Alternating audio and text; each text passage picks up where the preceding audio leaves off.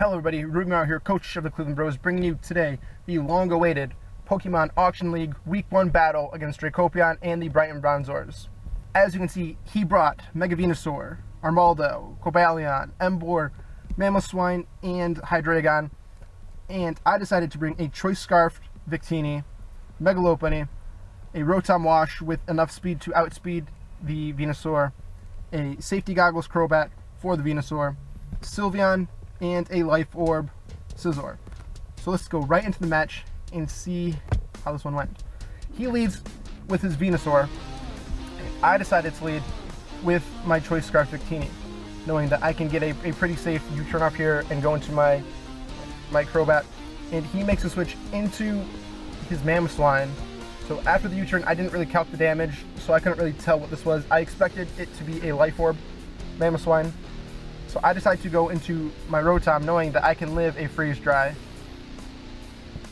I here went for the safe Will-O-Wisp, and he switches into his Hydreigon, but I missed the Will-O-Wisp. No big deal. I know I can live anything from this Hydreigon as long as it's not Choice Specs. He goes for the Draco. I decided to go for the Pain Split because that does more damage to him than it did to me. So right now I'm looking pretty decent here. And now I decide to go for another Will-O-Wisp here on the incoming Venusaur. Now a burned Venusaur is probably the best case scenario because it will take the continued residual damage. Now I know I outspeed this and I can go for the free Volt Switch into my Crobat, like I said, as I expect the Giga Drain or the Sleep Powder, so the switch into Crobat was an easy no-brainer. He goes for the Sleep Powder, doesn't work because of my Safety Goggles, and now I have a free Brave Bird, and nothing really wants to take a Brave Bird.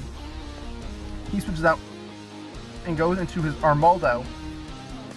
And as you can see, this does 49%. And I was left deciding, was that a low roll? Can I go for another one? Can I get a high roll? But I decided it's not worth it. As long as he has that Venusaur around, Crobat needs to be around. I go into my Rotom. He goes for a Stone Edge, and that does less than half. And here I was kind of deciding, what do I want to go for? Do I go for the Will-O-Wisp? Do I go for Volt Switch? He switches out into his Hydreigon, and I go for the Hydro Pump. That does 20%, more than I thought it would. So this leads me to kind of conclude that this is not a defensive, this is a Choice Scarf. And I decide to make the safe switch into my Sylveon as he predicts the switch and goes into his Cobalion. Now I looked it up and I could see that I could live anything that wasn't like an adamant Choice Banded Iron Head. And he goes for the Volt Switch, expecting me to switch.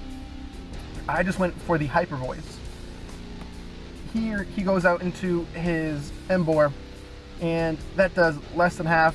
I decided to just go for a Psyshock here.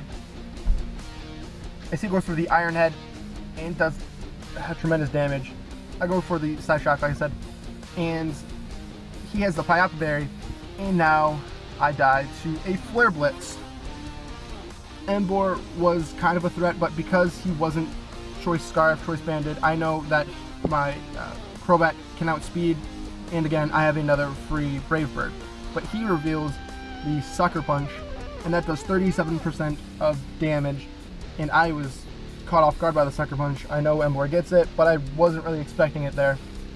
So, Crobat gets the first kill of the season for us, and it's 5-5. Here he goes out into his Mamoswine, and I don't expect a Earthquake, and I go into my Victini expecting the Espo Crash, but he switches out again, and now he goes into his Venusaur. I could have gone for a Psychic here. I had the Psychic, but I thought he would maybe predict that and go into his Hydreigon. He didn't know that I was Choice Scarf, so had he gone into Hydreigon and I went for Psychic, so I just go out into Crobat, and he goes for the knockoff, getting rid of my Safety Goggles, and here I decide to Roost Up, expecting him to switch out, because Crobat is a huge asset to the team. Now here I go for the Roost, and I'm expecting a Stone Edge here, So I decided to switch into my Rotom. Rotom was the defensive MVP. He came in here, he took the hits, and that did 22%. And I didn't really want to bring anything else in, but he switches out, kind of expecting him to be Scarfed. I could have brought in my Victini. So I went for the Volt switch. Had he stayed in, expecting a close combat, and I could go into Victini. And after the burn damage, you can see that a U-turn is enough to kill. So I have a free, safe U-turn, and down goes Mega Venusaur, a huge threat on his team. So now I decide to go into my Mega Lopunny here, and he goes into his Cobalion. Now I'm expecting this thing to be Choice Scarf. I go for the free Fake Out to get the Mega Evolution off as he flinches, and now I know he's staying in. He is 100% Choice Scarf. That is a free switch into my Crobat as long as he doesn't expect to switch. He goes in for a close combat, does nothing, and now I know that a Brave Bird will kill this thing. Nothing wants to switch in on a Brave Bird. He goes into his Armaldo, sacking this thing off, and as you can see, that did 46 damage, and that is why I couldn't stay in before. Crobat picks up his second kill with the second Brave Bird, and now it is a 5-3 game in my favor. He goes back into his Mamoswine, and again, I'm not expecting anything but an Ice Cold Crash. So I go here into my Scizor as he goes for the Ice Cold Crash, and that does 21 damage. So here a free Bullet Punch is in order. He switches out into his Cobalion, and I decide now I really don't have a great switch into this thing. So I decide to stay in, knowing I can live a close combat and do massive damage after the defense drop with an Aerial Ace. The Aerial Ace was there for the Venusaur, and now looking at the damage from the previous Bullet Punch, I knew that after the defense drop, another Bullet Punch would kill. I get a crit. I don't think the crit mattered, and Scizor dies to the Life Orb damage. So now I have, again, another free switching to my Mega Lopunny as he brings in his Hydreigon.